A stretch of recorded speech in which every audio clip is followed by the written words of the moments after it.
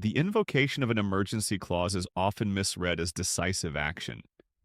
In reality, it signals system stress rather than resolution. The cause lies in the design of emergency mechanisms themselves. They exist to preserve continuity during incapacitation, not to manage contested authority. When activated under political strain, they expose fault lines instead of sealing them. The immediate consequence is destabilization of executive continuity. Power does not transfer cleanly through emergency provisions. It pauses, fragments, and becomes provisional. Authority remains legally defined but practically uncertain. Institutions charged with execution must recalibrate in real time, unsure whether decisions will endure or be reversed. This uncertainty radiates outward through every dependent structure. Legitimacy absorbs the first impact. Emergency clauses rely on trust that they are used sparingly and neutrally. When deployed amid visible conflict, that trust weakens. The mechanism ceases to appear as a safeguard and begins to resemble an instrument. The distinction matters because legitimacy depends not on legality alone, but on perceived necessity and restraint. This escalation is structural. Emergency governance compresses decision-making into narrower channels, elevating unelected actors and accelerating procedural shortcuts. While intended to stabilize, it concentrates authority at the moment confidence is lowest. Institutions operate under heightened pressure, knowing that each action sets precedent under abnormal conditions. For ordinary people, the effects are immediate, though indirect. Executive uncertainty disrupts regulatory clarity, procurement decisions, and enforcement priorities. Employers hesitate, contracts stall, markets adjust to perceived instability. These reactions do not require panic. They follow from rational assessment of risk when continuity appears conditional. Economic consequences follow predictably. Borrowing costs edge upward. Investment favors liquidity over expansion. Public services experience delay as agencies await direction that feels temporary. Workers experience this as stalled hiring, constrained wages, and rising costs without explanation tied to daily life. The deeper exposure lies in institutional trust. Emergency clauses assume a shared commitment to restoration of normal order. When invoked amid confrontation, restoration becomes ambiguous. The system remains operational, but its foundations feel unsettled. Authority persists, yet confidence thins. This is why the moment constitutes system shock, rather than solution. The emergency mechanism does not end instability. It reveals how dependent governance is on continuity that cannot be legislated. The structure holds, but under strain that does not dissipate. What remains unresolved is not leadership alone, but whether the system can absorb repeated emergency activation without redefining normal governance as perpetual exception. The architecture of removal power was constructed to address physical or cognitive incapacity, not contested authority. Its cause lies in continuity planning, not political arbitration. The mechanism assumes a president unable to function, not one actively exercising power amid dispute. That assumption shapes every procedural safeguard embedded within it. Authority initiates with the cabinet, a collective body drawn from executive departments. Their role is not judicial. They do not assess legality or intent. They certify incapacity. This distinction matters because certification bypasses evidentiary standards associated with wrongdoing.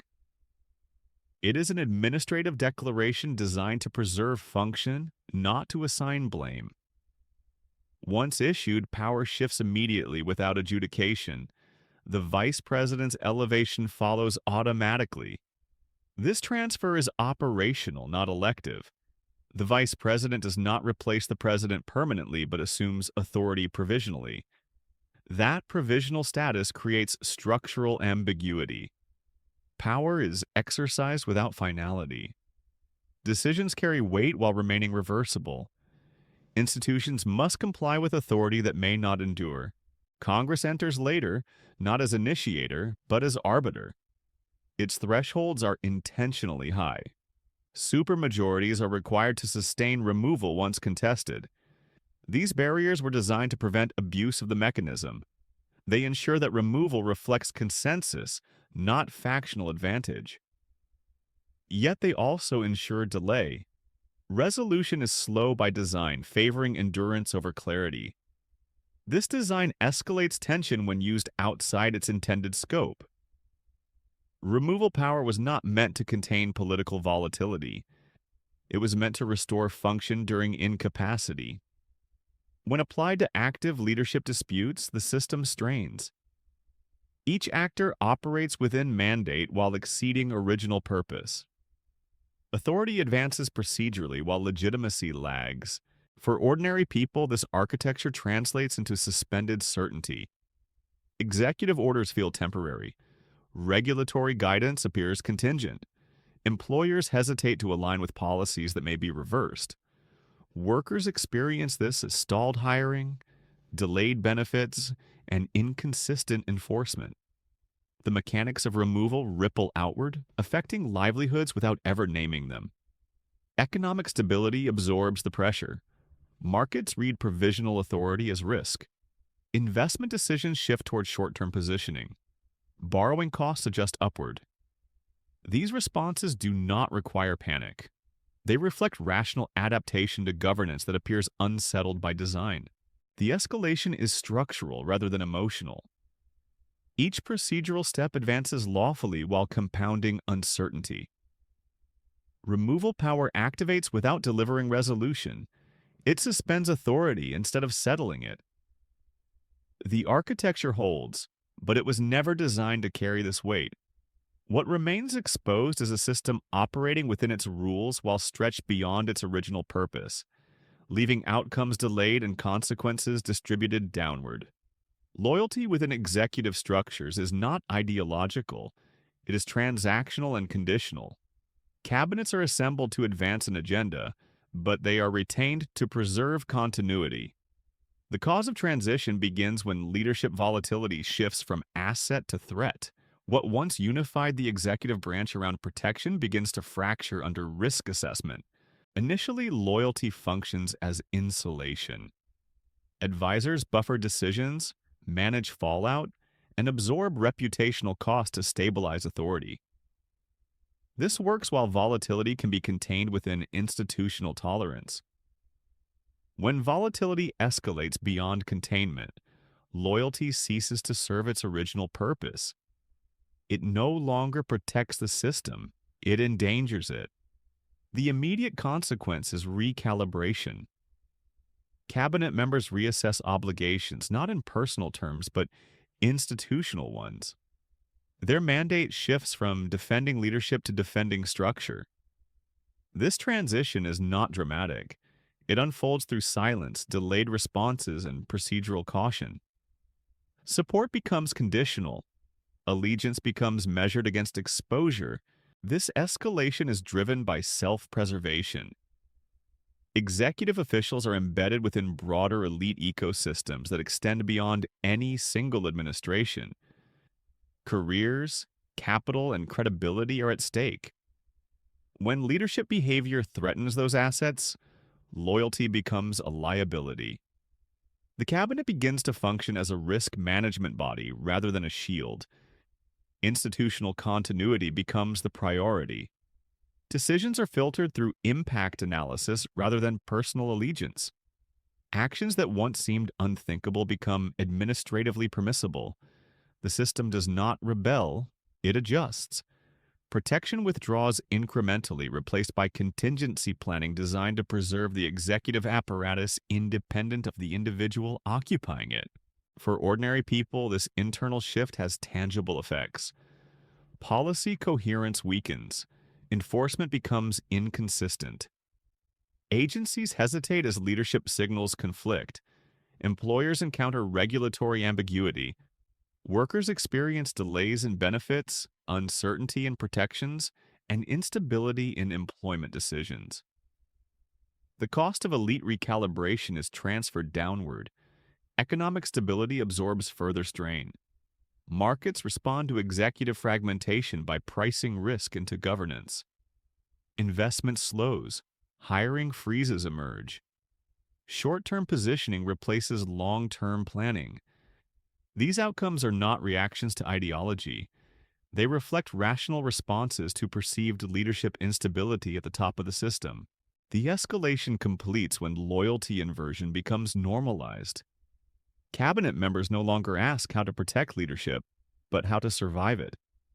Institutional actors act to preserve themselves first, authority second. This does not resolve conflict, it deepens it. Leadership remains contested, but protection has thinned. The system continues to operate, yet the alignment that once sustained it has dissolved, leaving authority exposed and continuity uncertain under sustained pressure. Procedural ambiguity does not emerge by accident. It is built into complex governance systems to allow flexibility during abnormal conditions. The cause lies in the necessity to balance speed with restraint. Laws outline authority, but procedures determine timing. Where timing is undefined, leverage appears. The immediate consequence is contestation without closure.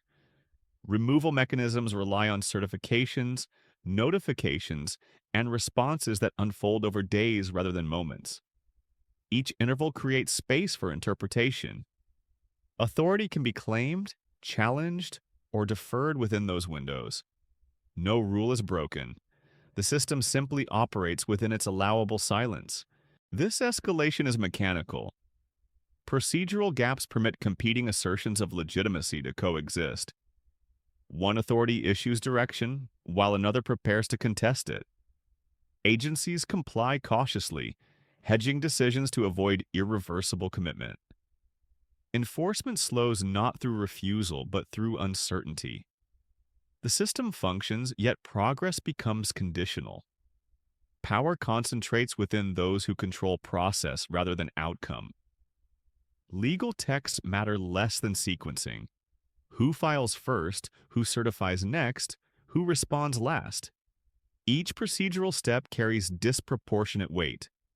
Authority is not seized through force, but through timing, calibrated to exploit delay.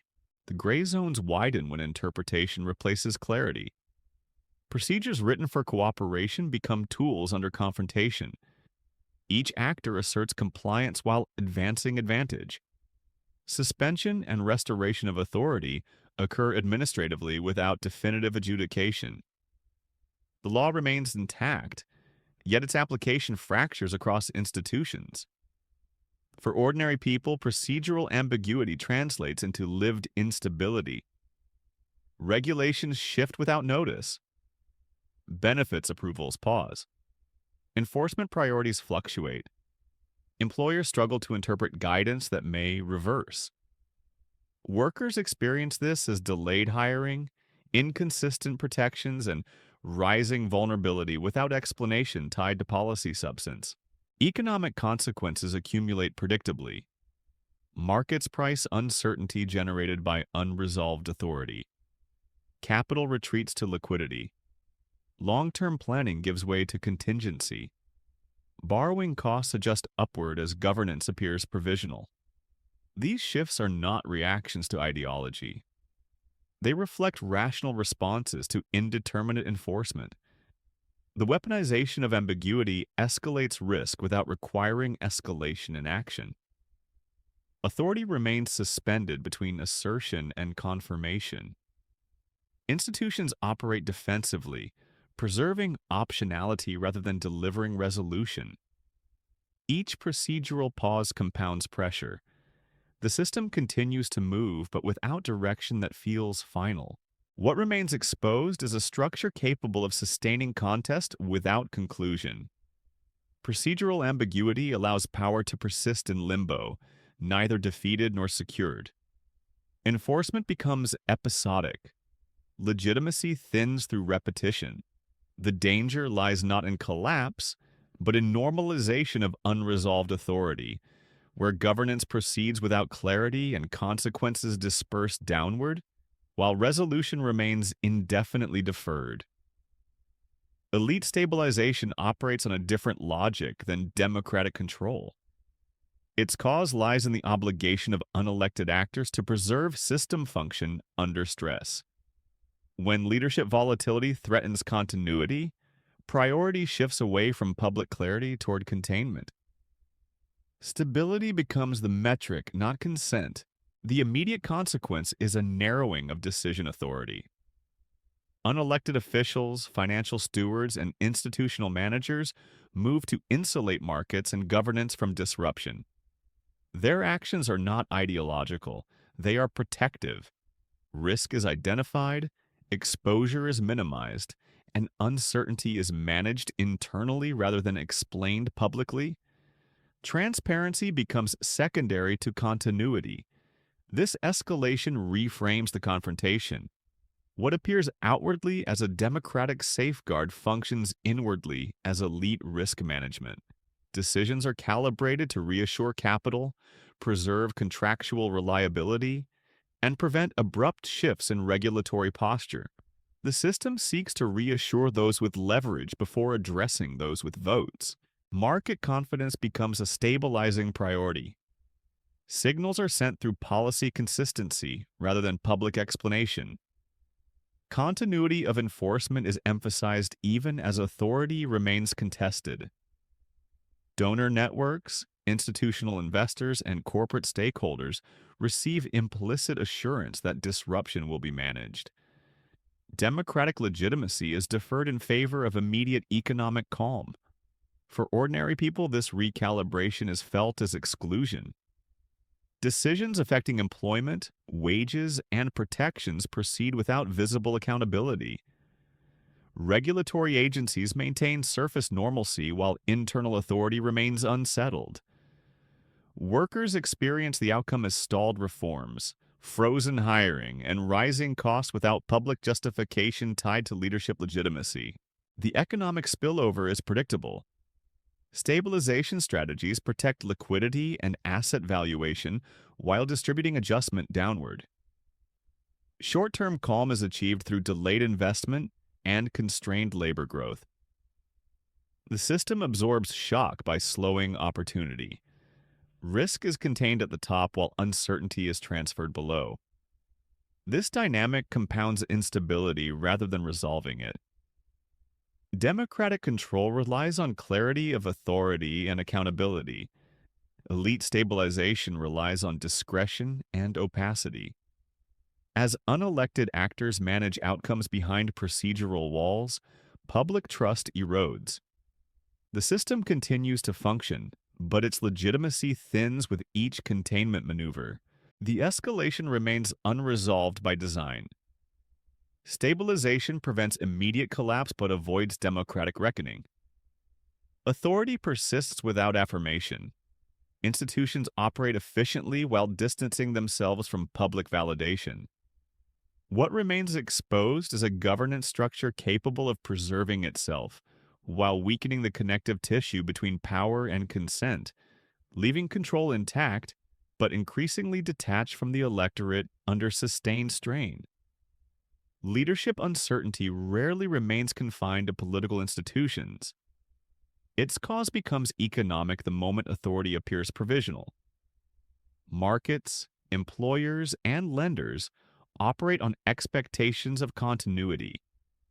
When leadership status is contested, expectations fracture. Risk assessments shift immediately, not in response to ideology, but to uncertainty about enforcement, contracts, and regulatory permanence. Capital reacts first because it is mobile and defensive. Borrowing costs adjust upward as lenders price instability into credit. Investment slows as firms preserve liquidity rather than expand. These movements are not panic responses. They are rational adaptations to governance that may change direction without warning or remain suspended without resolution. Time horizons shorten across sectors. Employment absorbs the next shock. Hiring decisions depend on predictable policy and stable demand. When authority is uncertain, employers delay commitments. Positions remain unfilled. Wage growth stalls. Temporary contracts replace permanent roles. For workers, instability appears quietly through postponed opportunities rather than visible layoffs. But household planning becomes fragile. Income volatility increases even as employment statistics appear stable. Household security weakens as costs rise faster than income. Credit tightens. Refinancing becomes more expensive. Small shocks carry greater consequence. Legal vulnerability increases as enforcement priorities fluctuate and guidance changes. Ordinary people confront rules that feel temporary, making compliance harder and penalties more arbitrary despite formal legality. This instability compounds financial stress across classes already exposed. Markets eventually reflect these conditions. Consumer spending softens. Demand forecasts revise downward. Supply chains pause expansion. None of these reactions require collapse. They accumulate gradually, transmitting political instability into everyday economic constraint. The system does not fail loudly. It tightens. Pressure becomes ambient rather than acute. This transmission is structural. It does not depend on public emotion or partisan reaction. It follows from how capital, labor, and credit respond to uncertainty. Each delay at the top lengthens exposure below, making recovery harder even after authority stabilizes. The cost is cumulative. The escalation completes when risk is fully transferred downward. Elite actors hedge exposure while households absorb uncertainty. Political ambiguity becomes economic reality. Stability at the top is preserved through delay while volatility spreads below. What remains unresolved is how long ordinary workers can sustain adjustment without resolution at the center. Instability persists without collapse. Emergency governance is justified as temporary, but its repeated use alters how authority is perceived and obeyed. Each invocation signals that normal processes are insufficient. Over time, this message accumulates. Law stops appearing as a stable framework and begins to resemble a series of exceptions administered by necessity rather than consent. The cause is procedural escalation. Emergency measures compress timelines, concentrate decision-making, and bypass ordinary deliberation. These actions may remain legally defensible, but legality alone does not sustain legitimacy. Legitimacy depends on predictability and restraint. When power repeatedly moves outside routine channels, compliance shifts from voluntary acceptance to cautious calculation. The immediate consequence is institutional fatigue. Agencies tasked with enforcement encounter uncertainty about priorities and durability. Officials hesitate not from disloyalty but from risk assessment. Orders issued under emergency authority invite scrutiny about longevity. Enforcement becomes selective, uneven, and delayed. The law remains intact on paper while its execution weakens in practice. Public trust erodes through exposure rather than persuasion. Ordinary people experience governance as unstable when rules appear provisional. Compliance feels less reciprocal. If authority can change abruptly, obligations feel less binding. Legal vulnerability increases as individuals struggle to anticipate enforcement standards that fluctuate with political conditions rather than statutory clarity. Economic behavior adapts accordingly. Businesses hedge against regulatory reversals. Workers defer long-term commitments. Households prioritize liquidity over planning. These are not ideological responses. They are rational reactions to governance perceived as unsettled. Emergency authority accelerates uncertainty even when outcomes remain unresolved. As emergency measures recur, the threshold for acceptance rises. What once appeared extraordinary becomes expected. This normalization creates a paradox. Each new invocation requires greater force to achieve the same effect, while public confidence declines further. Authority must work harder to compel behavior that previously required little enforcement. The escalation is cumulative. Legitimacy loss compounds with each unresolved episode. Even successful enforcement encounters resistance grounded in skepticism rather than defiance. Failure carries equal cost, confirming institutional limits. Either outcome weakens future authority by narrowing the space between law and force. The system remains functional but strained. Compliance persists unevenly. Enforcement costs rise. Trust drains slowly. Emergency governance preserves control in the short term while undermining it structurally over time. What remains uncertain is not legality but durability. The law continues to operate under pressure, yet its capacity to command voluntary obedience grows thinner with each emergency that fails to restore normalcy. A presidency can be paused without being decided. Suspension is not resolution. It is a holding pattern that preserves institutional motion while deferring accountability. Authority remains present but diluted, neither fully exercised nor fully relinquished. This condition stabilizes procedure while destabilizing meaning. The cause lies in design. Systems built to prevent collapse prioritize continuity over clarity. When power is suspended, mechanisms keep operating, orders are processed, and governance appears functional. Yet legitimacy depends on finality. Without resolution, authority loses coherence. It exists in fragments distributed across offices rather than embodied in leadership. The immediate consequence is diffusion of responsibility. Decisions are made cautiously, framed as temporary, and insulated against permanence. Officials act defensively, protecting institutional position rather than advancing policy. This behavior is rational under uncertainty, but it slows governance and weakens enforcement. The law continues to operate, yet its direction becomes ambiguous. For ordinary people, this ambiguity translates into exposure. Employment decisions stall. Regulatory guidance shifts tone without changing text. Legal obligations feel conditional, subject to reversal or reinterpretation. Compliance becomes risk management rather than civic duty. The system asks for obedience while withholding certainty. Economic stability suffers through hesitation rather than shock. Markets price in delay. Investment waits for clarity that does not arrive.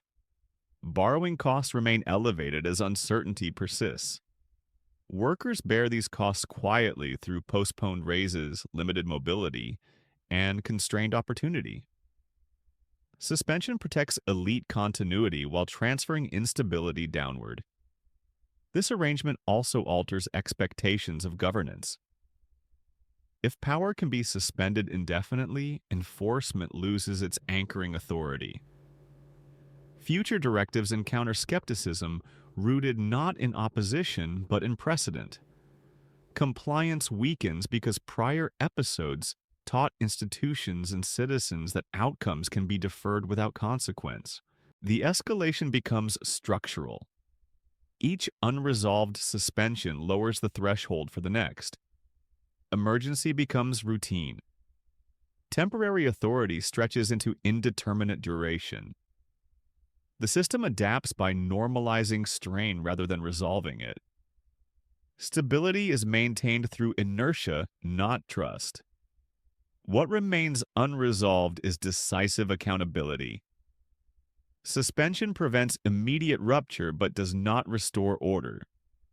It preserves form while hollowing substance.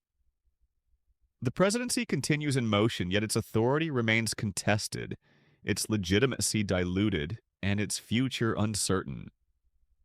The system holds, but it holds under tension, carrying forward risks that accumulate silently. The confrontation persists without conclusion, leaving consequences suspended alongside power itself.